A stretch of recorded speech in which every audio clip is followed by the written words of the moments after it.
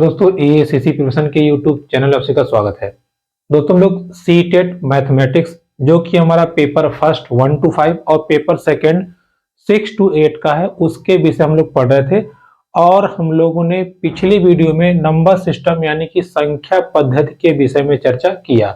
Syllabus के अनुसार हम लोगों ने संख्याओं के विषय में देखा, संख्याओं के प्रकार को देखा, साथ ही साथ हमने संख्याओं से बनने वाले प्रश्नों को भी अपना अभ्यास कर लिया और डिविजिबिलिटी रूल भी हमने देख लिया। ठीक है, तो जो हमारा पहला चैप्टर था या पहला जो टॉपिक था संख्या नंबर सिस्टम, उसको हमने कंप्लीट कर लिया है। अब हम लोग एक एक करके हर एक टर्म्स को, हर एक पॉइंट को देखेंगे। हम लोग रेखा गणित देखेंगे, बीज गणित देखेंगे, आयतन परिमाप जो भी चीज है सबको हम लोग वीडियो में कवर करेंगे और सरल से सरल रूप से सॉल्व करने का प्रयास करेंगे। ठीक है, चलिए शुरू करते हैं। आज का जो हमारा टॉपिक है वो है आंकड़े। आपको पेपर फर्स्ट के भी सिलेबस में है और पेपर सेकंड के भी सिलेबस में है, सीधा सीधा लिखा है आंकड़े। ठीक है, लेकिन एनसीईआरटी की जब आप किताब निकालेंगे तो उसमें लिखा है आंकड़ों का प्रबंधन। अब ये आंकड़े क्या है, इनका प्रबंधन क्या है तथा कैसे कैसे सवाल एग्जाम में देखने को मिलते हैं, इनको हम समझेंगे और एग्जाम में बनने वाले प्रश्नों को हम देखेंगे। ठीक है, चलिए समझते हैं। देखिए, आंकड़ों की बात करें तो इनको इंग्लिश में कहा जाता है डेटा और इसका पूरा नाम है डेटा हैंडलिंग। देखिए, डेटा हैंडलिंग अगर कहीं आपको दिख जाए टर्म तो डेटा हैंडलिंग ही क्या है, हमारा आंकड़ों का प्रबंधन है। अब ये आंकड़ों का प्रबंधन क्या है, जैसे अगर हम कह दें कि एक डिब्बे में 10 मिठाई है, दूसरे में 15 है, तीसरे में 25 है, चौथे में 50 है, तो इन डिब्बों को लाइन से लगा दीजिए, हो गया प्रबंधन। या 5-5 नंबर के 50 जूते हैं, 6-6 नंबर के 60 जूते हैं, 7-7 नंबर के 80 जूते हैं, तो इन जूतों को लाइन से लगा देना ही क्या है, प्रबंधन है। ठीक है, प्रबंधन है। या इन शॉर्ट कहें तो वस्तुओं के समूह को संख्याओं द्वारा क्रम में प्रदर्शित करना ही क्या है, आंकड़ों का प्रबंधन है या समूह है। अब इन आंकड़ों को हम तरह तरह से अपना प्रदर्शित करते हैं। कई लोग टिक करके रखते हैं कि अच्छा इसमें इस लाइनिंग में ये वाला जूता है, इसमें आई नंबर की गंजी है, इसमें 5 नंबर की गंजी है, इसमें बच्चों का है। तो ये पूरा जो सिस्टम है, पूरा जो आपका ये तरीका है, ये क्या है, डेटा हैंडलिंग है या आंकड़ों का प्रबंधन ही है। क्लियर। अब इसमें हम लोग कई प्रकार के प्रबंधन को देखेंगे, कई प्रकार के टाइप को समझेंगे और वहां से बनने वाले प्रश्नों को भी हम देखेंगे। जैसे पहला हमारा जो है वो है टैली मार्क। अब ये टैली मार्क क्या है समझिएगा, हर एक चीज को हम आपको अच्छे से समझाएंगे। देखिए, टैली मार्क क्या है हम समझते हैं। टैली मार्क में हर एक वस्तु को एक लाइन द्वारा दिखाया जाता है, एक वस्तु को एक लाइन द्वारा दिखाया जाता है, लेकिन प्रत्येक 5वीं वस्तु को टेढ़ी लाइन द्वारा दिखाया जाता है, टेढ़ी लाइन द्वारा दिखाया जाता है। बात को समझिएगा, कैसे हम आपको समझाते हैं एकदम क्लियर कट से। जैसे मान लीजिए ये हो गई टॉफियां, क्या हो गई, टॉफियां। और ये हो गए मान लीजिए बैग, और ये हो गया हमारा टैली मार्क या टैली चिन्ह। हम कैसे समझेंगे, देखिए मान लीजिए इस बैग में 50 टॉफी है। ठीक है, सॉरी इसमें मान लीजिए 50 टॉफी है। किस बैग में, ए बैग में 15, 50 ज्यादा हो जाएगा, 15 टॉफी है। उसके बाद में मान लीजिए 10 टॉफी है बी बैग में, 7 टॉफी है सी बैग में, मान लीजिए 4 टॉफी है ई बैग में। अब देखिए हम कैसे इसको लगाएंगे। टैली चिन्ह की बात करें तो कैसे दिखाएंगे, 1 टॉफी, 2, 3, 4। 4 के बाद हम 5वीं लाइन सीधा नहीं बनाएंगे, नियम इसका यह है 5वां ऐसे काटते हुए टेढ़ा बनेगा। तो 5 टॉफी, फिर 6, 7, 8, 9, 10 नहीं, 10 वाला कहां जाएगा, टेढ़ा। हर एक 5वीं लाइन या हर एक 5वीं वस्तु टेढ़ी लाइन से बनेगी। फिर 1, 2, 3, 4 एक टेढ़ा, 5, 5, 10, 15, 10 को दिखाना हो गया 1 2 3 4 टेढ़ा लाइन, 1 2 3 4 टेढ़ा लाइन। 7 को दिखाना हुआ 1 2 3 4 5 6 7।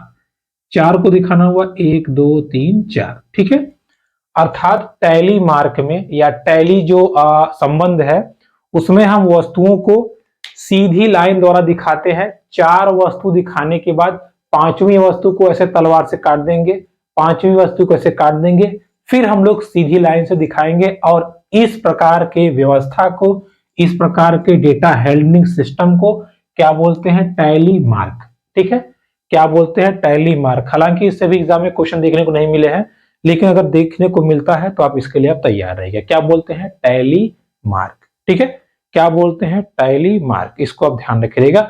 अब हम बढ़ते हैं आगे और अपने आगे की चीजों को हम समझते हैं। देखिए, अगला हमारा है पिक्टोग्राफ। देखिए, पिक्टोग्राफ। अब ये पिक्टोग्राफ क्या है? देखिए, इजी है, ये सब एकदम सिंपल है, आपको सिंपल एकदम समझ में आ जाएगा, टेंशन बिल्कुल ना लीजिएगा। जैसे मान लीजिए यही सेम चीज अगर हम आपसे कह दें कि ए बॉक्स है, बी बॉक्स है और सी।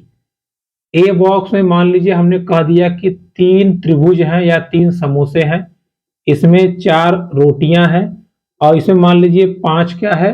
मान लीजिए 5 इसमें ऐसे क्या कहते हैं, चतुर्भुज है। अगर इसको हमें पिक्टोग्राफ में दिखाना होगा, पिक मतलब चित्र, चित्र के माध्यम से जो ग्राफ वस्तुओं की जानकारी देता है उसको कहते हैं पिक्टोग्राफ। जैसे आपको यहां बना लेना होगा एक बॉक्स और कौन सा बॉक्स है ये? ए, बी और सी। इसी बॉक्स में वस्तुओं को हम कैसे दिखाते हैं, ये हमारा हो जाएगा पिक्टोग्राफ। जैसे देखिए 3 है तो 1 2 3, ये 4 है तो 1 2 3 4, ये 5 है तो 1 2 3 4 और ये 5। अब देखिए, आप इस ग्राफ को देख के ही बता देंगे कि बी वाले कॉलम में या बी वाले बॉक्स में, बी वाले दौरी में, बी वाले जो भी ले लीजिए थरिया में कितना है, तो आप गिन के बता सकते हो। इसमें 1 2 3, इसमें 1 2 3 4, इसमें 1 2 3 4, अच्छा सॉरी एक और 5। ठीक है, तो कुल मिलाकर के जब हम चित्र के माध्यम से ही वस्तुओं को गिन लें, वस्तुओं के समूह को गिन के बता सकें, उसको कहते हैं पिक्टोग्राफ। आपसे एग्जाम पूछता है कि किस प्रकार के आंकड़ों के प्रबंधन को चित्रों की सहायता से या वस्तुओं के चित्र को देख के गिना जा सकता है, तो ये है पिक्टोग्राफ। अब इसमें एक तो एग्जांपल मैंने आपको बता दिया सिंपल, कभी इसमें 10 ठो फूल बना देगा, कभी इसमें 5 ठो बकरी बना देगा, कभी 5 ठो चीता बना देगा, 5 ठो शेर बना देगा। कहेगा कि बताइए कौन जानवर ज्यादा है, कौन कम है, कौन सबसे कम है, कौन सबसे ज्यादा है, किन दो को मिलाकर के उसके बराबर हो जाएगा। तो आप आराम से कर सकते हो, इजी, गिन लोगे, आधार कर लोगे। ठीक है, जैसे मान लीजिए पूछ लिया कि ए और बी में वस्तु सी से कितना ज्यादा है, तो ए और बी में कितना है? 3 4 3 7 और सी में 5, कितना ज्यादा है? 2 ज्यादा है। सिंपल, ये आप देख के चित्र आराम से कर सकते हो। क्लियर? चलिए, तीसरा जो तरीका है वो आपका है बार ग्राफ का। देखिए, तीसरा जो तरीका है वो किसका है? बार ग्राफ का। देखिए, बार ग्राफ आपका एकल भी होता है, द्वि भी होता है, मतलब 2-2 बार ग्राफ साथ में भी आते हैं, सिंगल भी। अब जैसे मान लीजिए ये है बार ग्राफ, इसमें गैपिंग मान लीजिए 10 की है, 20 की है, 30 की है और ये 40, ये 50। अब मान लीजिए हमको दिखाना हो गया एक वस्तु ए है वो 20 तक गई है, बी वस्तु 30 तक, सी वस्तु 40 तक। तो हम बार ग्राफ पे कैसे दिखाएंगे? यहां पे हो गई ए वस्तु, यहां पर बी, यहां पे सी। चुपचाप ए कहां तक गया है? 20 तक, तो इसको ए को 20 तक, ये क्या हो गया? ए। अब आपको बी दिखाना है 30 तक, तो देखिए यहां से बी को उठाइए यहां से कॉलम से और ये 30 तक, ये क्या हो गया? बी। सी की बात करें तो सी 40 तक है, 40 देखिए यहां आ रहा है, तो ये 40 हो गया सी। ठीक है, तो बार ग्राफ की मदद से भी हम वस्तुओं को दिखा सकते हैं, चित्रों को दिखा सकते हैं। कभी कभी बार ग्राफ देखिए ऐसे आ जाता है, देखिए ऐसे, एक ऐसे बना रहेगा घर, एक और इस बगल में आ जाएगा सट के, फिर एक ऐसे बना रहेगा, एक और सट के, तो इसको कहते हैं द्वि बार ग्राफ। इसको एकल, इसको द्वि। इसकी मदद से भी हम आंकड़ों को निकाल सकते हैं। जैसे हमने कह दिया, अब ये ऐसे बना देगा, कह देगा कि सी का, ठीक है, मान लीजिए ये हो गया वस्तुओं की संख्या, तो आपसे पूछेगा सी में वस्तुओं की कितनी संख्या है, तो बस आप ऐसे बढ़ाइए, कितनी संख्या है 40, ए में वस्तु संख्या 20, बी में 30, तो आप इस प्रकार भी डेटा को निकाल सकते हैं। ठीक है, ये जो 3 प्रकार के मैंने आपको बताया डेटा सिस्टम, ये आपको एग्जाम में अभी तक तो फिलहाल 1-2 क्वेश्चन आए हैं, ज्यादा नहीं आते। अब जो हम लोग नेक्स्ट पढ़ने जा रहे हैं उससे दबा के एग्जाम में क्वेश्चन पूछता है, तो उस पर हम प्रैक्टिस भी अच्छे से करेंगे। ठीक है, तो ये कितने ग्राफ हो गए, 3 प्रकार के ग्राफ हो गए जो कि आपको डेटा हैंडलिंग में आते हैं। चलिए आगे बढ़ते हैं।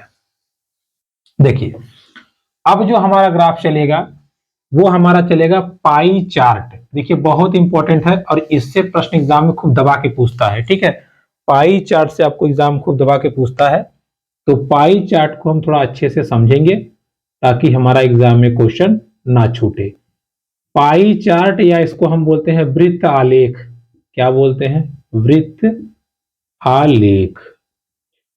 ठीक है, वृत्त आलेख या इसको हिस्टोग्राफ भी बोलते हैं, ये भी ध्यान रखिएगा। ठीक है, मतलब इस चीज को हम लोग क्या बोलते हैं, नहीं सॉरी, पाई चार्ट या वृत्त आलेख। ठीक, चलिए अब समझते हैं। देखिए सबसे पहली चीज, पाई चार्ट को दर्शाने के लिए हमें एक गोला चाहिए। ठीक है, गोला, और इस गोले का कई भाग कर देते हैं।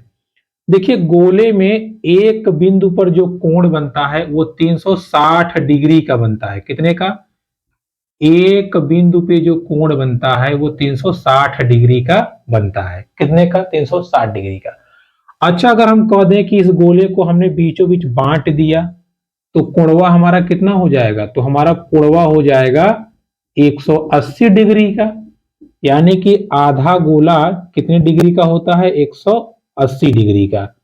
आधा गोला कितने का होता है, 180 डिग्री का। अच्छा इसी को हमने 4 भागों में बांट दिया, तब क्या हो जाएगा, तब ये कोण कितने का हो जाएगा, 90 डिग्री का। कितने का, 90 डिग्री का। अर्थात पाई चार्ट की मदद से या पाई चार्ट में कोणों का भी विवरण मिलता है। ये आपको एग्जाम में देखिए क्वेश्चन एक पूछा हुआ है, आप यहाँ पे देख पा रहे होंगे, अभी हम आपको यहाँ लगा भी देंगे बाद में जब सॉल्व करवाएंगे।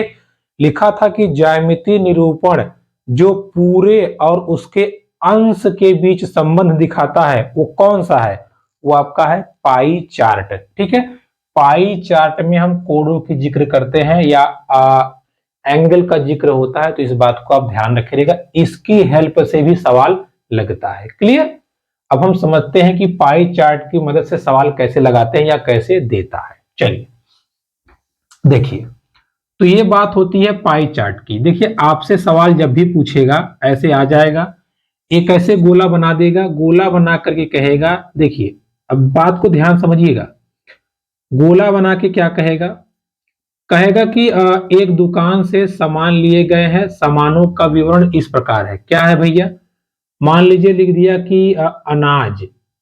अनाज, एक आदमी है जो अपना पैसे खर्च कर रहा है, अनाज पे मान लीजिए उसने पैसा खर्च कर दिया 25%। 25%। इंटरटेनमेंट, इंटरटेनमेंट मतलब आप कह सकते हो कि मनोरंजन के लिए उस पे खर्च कर रहा है 25%। 10% वो खर्च कर रहा है किस पे, कपड़ों पर। किस पे, कपड़ों पर। ठीक है, और 10% वो खर्च कर रहा है मान लीजिए मोटरसाइकिल या पेट्रोल पर। ठीक है, मोटर बाइक पे या पेट्रोल पे। बाकी मान लीजिए वो 30% खर्च कर रहा है, कहां कर रहा है, 30% मान लीजिए वो खर्च कर रहा है बच्चों की पढ़ाई लिखाई पर। बच्चों की पढ़ाई लिखाई पर, ऐसे रहेगा कॉलम। और आपसे कहेगा कि कपड़ों का खर्च, कपड़ों का खर्च, कपड़ों का खर्च 1300 रुपए है, 1300 रुपए है, तो व्यक्ति की आय बताइए, या कह देगा अनाज पे खर्च कितना है। मान लीजिए पहले पूछा व्यक्ति की आय। अच्छा बात को ध्यान समझिएगा, 10% वो खर्चा कर रहा है कपड़ों पर जिसकी वैल्यू कितनी है, 1300 रुपया। 1% की वैल्यू कितनी हो जाएगी, 1300 बटे 10 यानी कि 130 रुपया। टोटल वैल्यू कितनी होती है 100%। अगर 1% 130 के बराबर है तो 100% कितना हो जाएगा 13,000 के बराबर। तो उस आदमी की टोटल इनकम कितनी है 13,000 रुपए। कितनी है 13,000 रुपए। अब यहां से जो पूछेगा हम एकदम आराम से निकाल देंगे। ठीक है, पाई चार्ट की मदद से आप वस्तुओं के विवरण को आराम से निकाल सकते हैं। एकदम इजी तरीके से क्वेश्चंस को सॉल्व कर सकते हैं, कोई टेंशन नहीं होगा। जैसे हमने यहाँ पे किया, कपड़ों पे खर्च था 10% का, दिया था कि कपड़ों पे जो खर्च है वो 1300 के बराबर है। 1% हमने निकाला 130 रुपया आया। टोटल कितनी कमाई होती है 100%, तो 100% कितना आया 13,000 रुपए। अब अच्छा मान लीजिए पूछा होता कि अनाज पे कितना खर्च होता है, तो अनाज पे कितना खर्च है आप देख सकते हो 25%। 1% की वैल्यू 130 रुपया है, तो 25% की वैल्यू कितना होगी 130 से हम गुणा कर देंगे, हमारा उत्तर आ जाएगा। ठीक है, इजी है, कोई दिक्कत नहीं होनी चाहिए। अच्छा, एक और समझिए तब आपको शायद समझ में आ जाए। देखिए, हल्के मत लीजिएगा, एकदम इजी तरीके से समझिएगा। चाहे बट्टे में रहे चाहे प्रतिशत में रहे, आप आराम से कर ले जाएंगे। जैसे मान लीजिए सवाल है आपका ये, ठीक है। अब देखिए सवाल को समझिएगा। अब इस सवाल को हम समझते हैं और प्रश्न को सॉल्व करते हैं। देखिए कहां चला गया यार। देखिए इस सवाल को हम समझते हैं और प्रश्न को हल करते हैं। मान लीजिए दिया आपको कि 40% पेट्रोल में खर्चा होता है, 30% पढ़ाई में खर्चा होता है, बाकी जो 30% है वो बचत होती है। क्या होती है बचत। अब मान लीजिए पूछ कहा कि व्यक्ति की जो बचत है, जो व्यक्ति की जो बचत है, व्यक्ति की जो बचत है वो कितनी है 3,900 रुपए। कितनी बचत है 3,900 रुपए। ठीक है, अब आपसे मान लीजिए पूछा पेट्रोल पे कितना खर्चा होगा, पेट्रोल पे कितना खर्चा होगा। देखिए बचत 30% जो बचत है वो 3,900 रुपए के बराबर है। तो 1% की बात करेंगे तो 3,900 बटे 30 कर देंगे। जीरो से जीरो कैंसिल हो गया, 3 एक कम 3, 3 तिया 9। कितना आया 130 रुपए, इसका भी आ गया। अब देखिए 1% आया है 130 रुपया। हमसे क्या बोल रहा है, हमसे बोल रहा है कि पेट्रोल पे कितना खर्चा हुआ। तो पेट्रोल पे खर्चा हुआ है 40%। 1% पे 130 रुपया है, जो 40% पे हो जाएगा 130 गुणे 40। इसका आप गुणा कर दीजिए, 5,200 रुपया आएगा, जो कि इसका बिल्कुल सही आंसर होगा। ठीक है, बाकी इसे समझ जो सवाल भी आएंगे एक दो बट्टे में हम उसको भी करेंगे। क्लियर। तो ये किसकी बात हो गई पाई चार्ट की। आपसे जब भी पूछेगा इसी में से कोई एक दे देगा, दूसरे को पूछ लेगा या पूरा पूछ लेगा, तो हम आराम से इसको चेप देंगे। ठीक है, चलिए आगे बढ़ते हैं और आगे की चीजों को हम समझते हैं। देखिए डेटा हैंडलिंग का अगला जो टर्म है या अगला जो आपका निरूपण का तरीका है वो है हमारा माध्य। माध्य या इसको हम बोलते हैं समांतर माध्य। क्या बोलते हैं समांतर माध्य। देखिए समांतर माध्य बराबर होता है कुल योग बटे कुल संख्या। जैसे अब मान लीजिए आपसे कहा कि 2, 3, 9, 4, 6, 6 और मान लीजिए दे दिया 3। ठीक है, अब मान लीजिए 4 का माध्य बताइए। माध्य बताइए कैसे करेंगे भाई, सीधा सीधा सूत्र क्या बोला है, सबको जोड़ दीजिए। 2 + 3 + 9 + 4 + 6 + 4 बटे इक्कठो है 1 2 3 4 5 6 बटे 6 जोड़ दिए। 3 2 5 9 5 14 4 18 18 6 24 और 24 और 4 28 28 बटे 6 इसका भाग देंगे 28 का तो 6 चौके 24 आएगा 6 चौके 24 यानी कि आपका लगभग आएगा 6 चौके 36 4.6 के आसपास इसका माध्य हो जाएगा। क्लियर। आप भाग दीजिए 6 चौके 24 4 बार गया 4 उतर जाएगा भाग नहीं जाएगा दशमलव लगाइए 40 हो गया 6 छक्के 36। ठीक है। तो इस प्रकार हम समांतर माध्य निकाल सकते हैं। कोई भी देगा, मान लीजिए आपसे कह दिया कि 10 15 18 और 12 का समांतर माध्य बताइए। तो समांतर माध्य का सूत्र होता है, सभी को जोड़ दीजिए,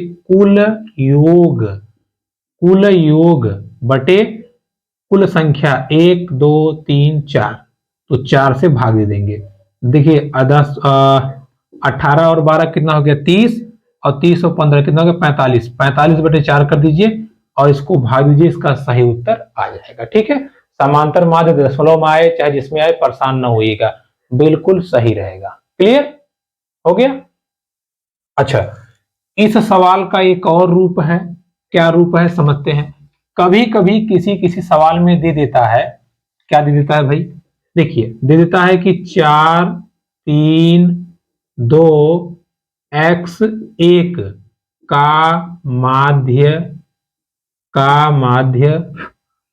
5 है, का माध्य 5 है तो x का मान बताइए। क्लियर। हमारा सूत्र क्या होता है, हमारा सूत्र होता है माध्य बराबर कुल योग। कुल योग क्या है 4 + 3 + 2 + x + 1 डिवाइड बाय कुल संख्या कितनी है 1 2 3 4 5 हो गया। अब माध्य कितना दिया हुआ है, माध्य 5, तो माध्य के नीचे लिखिए माध्य 4 3 7 2 9 1 10 x तो जुड़ेगा नहीं तो x को ऐसे ही लिख दीजिए बटे 5। कैंची गुणा कर दीजिए इसका इसमें 10 + x बराबर 5 बचे 25 x को ऐसे लिखिए और 10 इधर माइनस हो जाएगा, कितना हो जाएगा 15 तो x की वैल्यू कितनी आ जाएगी 15। ठीक है, x की वैल्यू कितनी आ जाएगी 15। तो इस प्रकार भी हम सवाल को हल कर सकते हैं या सवाल को लगा सकते हैं। क्लियर कर लेंगे। समांतरवाद ओके हो गया। चलिए देखिए, डेटा हैंडलिंग में समांतर माध्य को लगाने के पश्चात या समांतर माध्य को समझने के पश्चात अब हम समझते हैं माध्यक। माध्यक या इसको बोलते हैं माध्यिका। हम माध्यिका कैसे निकालेंगे, देखिए किसी भी सवाल में माध्यिका निकालने का दो सूत्र है। एक, जब n सम हो, n क्या हो भैया सम मतलब सम संख्या, तो हमारा सूत्र है n/2 वां पद प्लस n/2 प्लस 1 वां पद। ठीक है, n/2 वां पद और इसके टोटल बटे 2। क्लियर। और अगर विषम संख्या है n बराबर विषम है विषम तो कैसे निकालेंगे, तो इसका सूत्र होता है n+1/2 वां पद। ठीक है, n+1/2 वां पद। ठीक है, इस बात को आप ध्यान रखिएगा। अब हम आगे देखिए, जैसे मान लीजिए सवाल में आ गया 2 1 3 4 6। अब मान लीजिए पूछ लिया इसकी माध्यिका, तो सबसे पहला काम आपको ये करना है कि जो भी टर्म दिए हैं उनको आरोही क्रम में लगा लीजिए या अवरोही क्रम में। आरोही क्रम या अवरोही। आरोही अवरोही मतलब ये है चाहे बड़े से छोटा छोटा छोटा, चाहे छोटे से बड़ा बड़ा बड़ा, तो इसमें सबसे छोटा कौन है? एक, एक के बाद दो, दो के बाद तीन, तीन के बाद चार, चार के बाद छह। अब गिनिए, एक दो तीन चार पांच, n बराबर कितना आया? पांच। तो पांच सम है कि विषम? तो आप कहेंगे विषम। विषम का सूत्र क्या है? ये। तो पांच प्लस एक बटे दो वां पद, यानी कि 6/2 वां पद, यानी कि तीसरा पद जो होगा इस प्रश्न का सही उत्तर होगा। तो तीसरा पद कौन है? एक दो तीन। तो इस प्रश्न का सही उत्तर क्या हो जाएगा? तीन। ठीक है, क्या हो जाएगा? तीन। एक और उदाहरण समझिए। देखिए, मान लीजिए सवाल है आपके पास 10, 15, 20, 4, 6, 9, 11। तो सबसे पहला काम क्या है? बढ़ते क्रम में या घटते क्रम में हम लगाते हैं। तो बढ़ता क्रम 4 आएगा, 4 के बाद 6, 6 के बाद 9, 9 के बाद 10, 10 के बाद 11, 11 के बाद 15, 15 के बाद 20। ठीक है, अब गिनिए कितना है? 1 2 3 4 5 6 7। n बराबर कितना है? 7, मतलब विषम। तो 7 प्लस 1/2 वां पद, यानी कि 8/2, यानी कि कौन सा पद? चौथा पद इस प्रश्न का सही उत्तर होगा। तो चौथा कौन होगा? 1 2 3 4। चौथा पद 10 है, तो इस प्रश्न का सही उत्तर क्या हो जाएगा? 10। ठीक है, जो पद की बात करेगा, जो सूत्र हमें लगाना है वही हम लगा देंगे, हमारा उत्तर आ जाएगा। क्लियर? अब चलिए एक आपको सम वाला करके दिखा देते हैं। नहीं, आप कहेंगे क्या बता रहे हैं। देखिए, मान लीजिए सवाल में है 4 6 3 2 5 4 3 2, 1 2 3 4 5 6 7 8। ठीक है, तो सबसे पहला काम क्या करना है? आरोही क्रम में लगाइए। तो देखिए, अच्छा दो बार हो गया, दो। चलिए एक हम इसको मान लेते हैं 8। ठीक है, और इसको मान लेते हैं एक बार हम 7। चलिए अब हम सजाते हैं। देखिए, दो है, दो के बाद तीन है, तीन के बाद चार है, पांच है, छह है, सात है, आठ है। क्लियर? देखिए, तीन तीन छह एक सात, एक और कोई है चार। अच्छा, चार दो बार है, चलिए दो बार ले लेते हैं, कोई टेंशन नहीं है, दो बार ले लीजिए। चलिए, हमारा आरोही में हो गया। अब गिनते हैं हम, n बराबर है हमारा 8। देखिए, 1 2 3 4 5 6 7 8। तो हम सूत्र लगाएंगे ये वाला। तो n/2 वां पद प्लस n/2 प्लस 1 वां पद बटे 2। तो ये हो गया चौथा पद, प्लस देखिए 2 से काटेंगे, 4 1 5, पांचवा पद बटे 2। तो चौथा पद क्या है? 1 2 3 4, 4 है। पांचवा पद 1 2 3 4 5, 5 है, बटे 2, यानी कि 9/2। सही उत्तर इसका क्या होगा? 4.5। ठीक है, सही उत्तर क्या होगा? 4.5। बस केवल हमें गिनना है। पहला काम सुनिए, सबसे पहले आपको घटते क्रम में या बढ़ते क्रम में लगा देना है। उसके बाद में गिनना है n कितना है। अगर n विषम आया तो n+1/2 लगा देना है। अगर n सम आया तो n+2 n/2 वहां पद प्लस n+2 n/2 + 1 वहां पद बटे 2। ठीक है, हो जाएगा, कोई टेंशन नहीं है। चलिए, अब माध्यिका पढ़ने के बाद में अगला जो हमारा टर्म है वो है बहुलक। क्या है? बहुलक। देखिए, खूब एग्जाम में पूछता है ये बहुलक। और बहुलक मतलब बहुलक, जो बहुत लकी हो, जो बहुत लकी हो, अर्थात जो बार बार आया हो, जो बार बार आया हो वही होता है बहुलक। जैसे 4 3 2 3 4 4 3 5 6 9 3 4। कहेगा कि इसका बहुलक बताइए। क्या बताइए? बहुलक। तो गिनिए, सबसे ज्यादा बार कौन आया है? देखिए, 4 एक बार, 2 बार, 3 बार, 4 बार।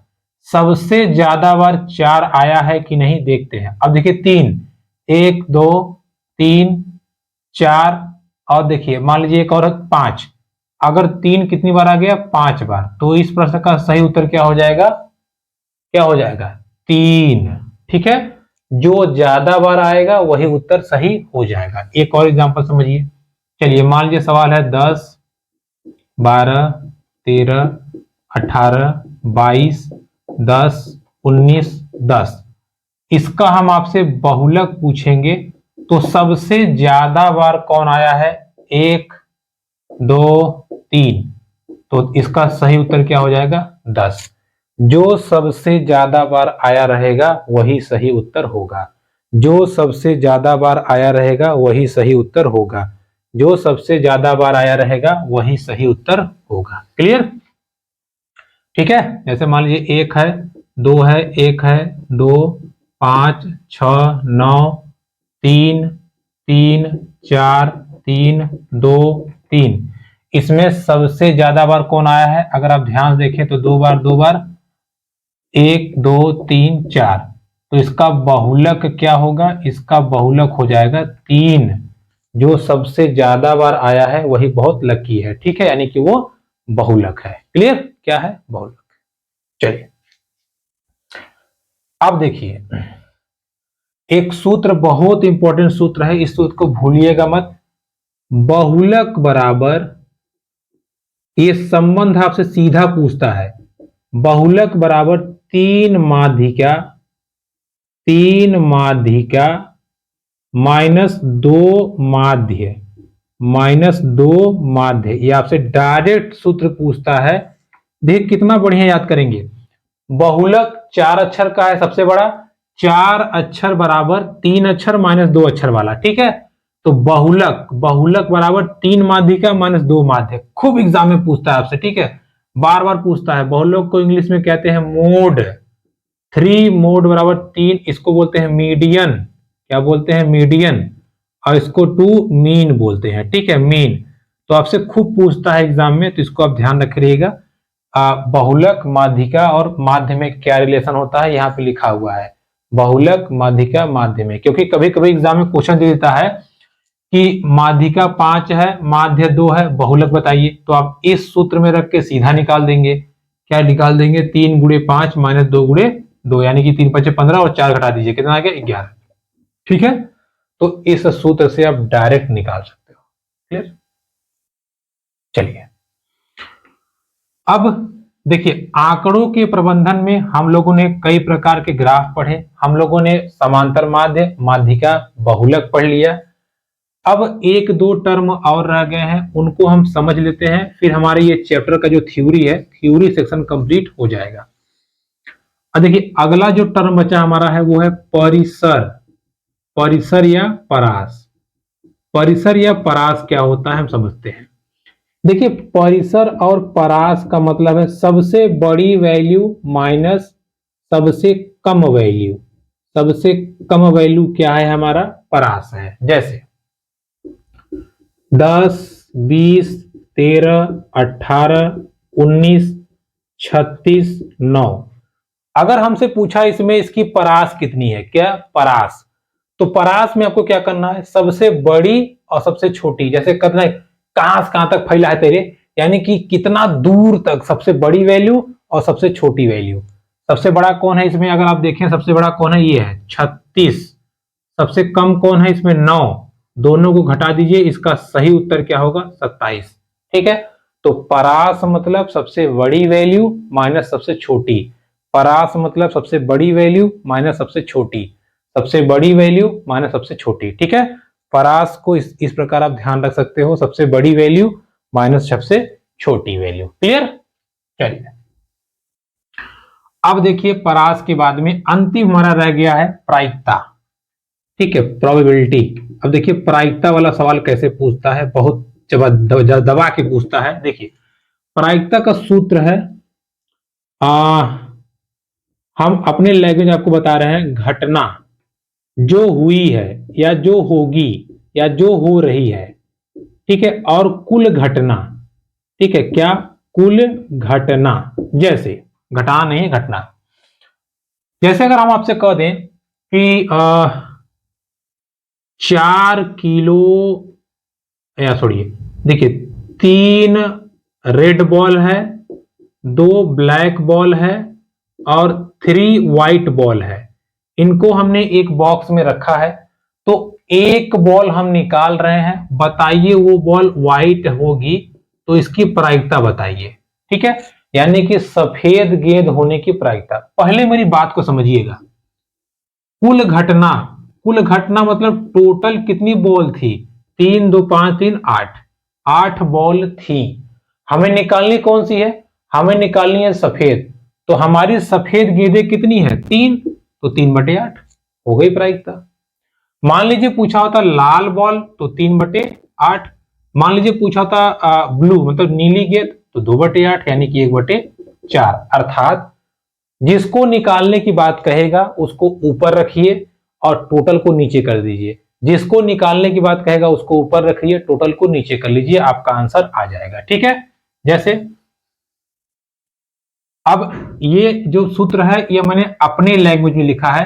अगर आप किताबी लैंग्वेज लिखेंगे देखेंगे तो उसमें लिखेगा घटित घटना डिवाइड बाय संभावित मान। संभावित मतलब कि जो पूरी चीजें हो रही हैं। जैसे अगर आपसे हम कह दें, देखिए ताश की टोटल गड्डियां होती हैं कितनी, 52। ठीक है, अगर हम आपसे कह दें कि ताश की गड्डियों में से राजा या किंग आने की प्रायिकता बताइए, तो किंग की टोटल 4 पत्तियां होती हैं, 4 पत्तियां और टोटल पत्तियां 52, तो प्रायिकता कितनी हो जाएगी, 1/13। अर्थात जिस पे आप काम कर रहे हो वो कितना है और पूरे कितने लोग हैं। ठीक है, पूरे कितने लोग हैं इसको आप कर देंगे वो काम हो जाएगा। ठीक है, जैसे आपका क्लासरूम में मान लीजिए क्लासरूम में 20 बालक हैं और 30 बच्ची हैं, तो टोटल कितने हैं, 50। हमने आपको कह दिया कि एक लड़का की प्रायिकता क्या होगी, तो 20/50, क्योंकि इस 20 में से कोई भी लड़का हो सकता है। क्लियर, चलिए अब देखिए ये थ्योरी हमारी यहाँ पे कंप्लीट होती है आंकड़ों के प्रबंधन से संबंधित। अब आपको कॉन्फिडेंस के लिए 2-4 एग्जाम्पल हम आपको या 2-4 क्वेश्चन जो एग्जाम में आए हुए हैं उनको सॉल्व करा देते हैं और हम लोग अपना डाउट जो क्लियर कर लेते हैं। ठीक है, चलिए समझते हैं। देखिए पहला क्वेश्चन आपको दिख रहा होगा जो कि 2018 में आया था। क्या हमने बताया, ज्यामितीय निरूपण जो पूरे अंश और उसके अंश के बीच के संबंध को दिखाता है, यानी कि कोणों के बीच में, वो कौन सा होगा, पाई चार्ट। तो इसका सही उत्तर हो जाएगा ऑप्शन नंबर 2। अगला देखिए, निम्न आंकड़ों के लिए परिसर बताइए, बहुलक बताइए और माध्यक का माध्य बताइए। ठीक है, माध्यक बताइए। क्लियर, चलिए हम आपको इस सवाल को आसान कर देते हैं। देखिए बात को समझिएगा, सवाल दिया है 5 10 3 6 4 3 6 4 8 9 3 8 9 3 15 2 9 4 15 2 9 4 19 11 4 19 11 4। देखिए इसका पूछा है आपको बहुलक बताना है, बहुलक। ठीक है, इसका आपको परास पूछा है। क्या पूछा है, परास। ठीक है, घबराइए नहीं, हम लोग चर्चा करेंगे डिटेल में, अभी आपको मोटा बता रहे हैं। अब अगर आप देखें इसे बहुलक तो सबसे ज्यादा बार कौन आया है, देखिए 4 की बात करें तो 1 बार 2 बार 3 बार, और 3 की बात करें तो 1 2 बार आया है।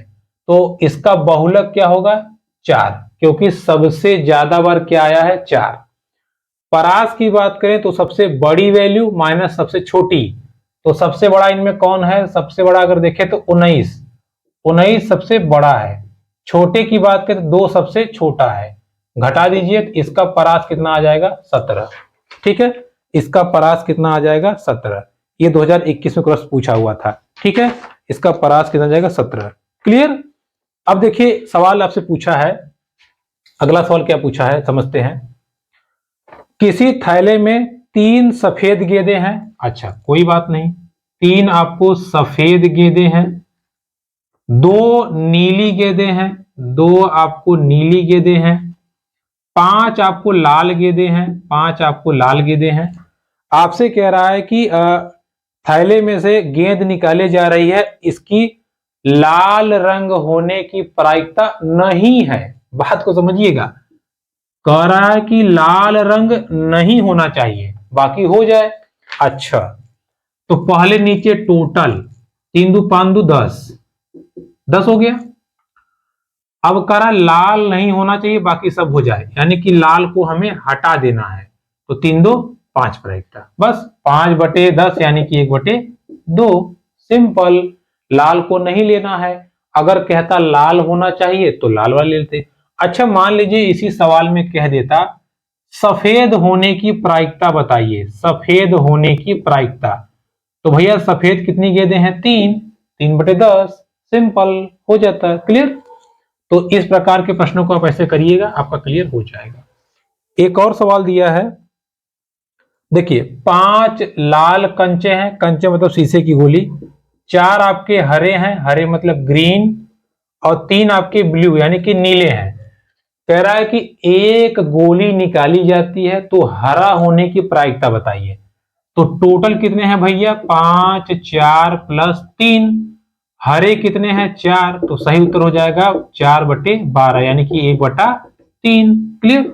बस इजी आप सॉल्व कर सकते हो, इसको आप जोड़ दीजिए, आपका हो जाएगा। क्या दिक्कत है बताइए? नहीं है दिक्कत ना? तो ऐसे क्वेश्चन ये आपके एग्जाम में देखिए हमने पेपर निकलवाया हुआ है, ये पूछे हुए क्वेश्चन है, आराम से आप दहाड़ के एकदम चेप दीजिए। क्लियर? चलिए अब हम समझते हैं थोड़ा सा। देखिए एक सवाल आपको और दिया है, ये पाई चार्ट का है, इसको आप समझ लीजिए। देखिए कितना बढ़िया सवाल आपको दिया है ये। देखिए सवाल आपका क्या है, हम आपको समझा देते हैं। देखिए सवाल है 1/2 क्या है? लाल। 1/2 क्या है? लाल। 1/4 क्या है इसका? 1/4 क्या है? पीला। 1/4 पीला।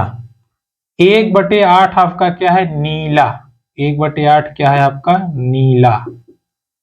और 1/8 आपका क्या है? सफेद। क्या है? सफेद। ये कौन सा चार्ट है? अगर हम आपसे पूछें इस सवाल में ये कौन सा चार्ट है, तो आराम से आप बता सकते हैं कौन सा चार्ट है। ये पाई चार्ट है। आपसे बोल रहा है कि जो लाल हिस्सा है, जो लाल हिस्सा है वो 40 है।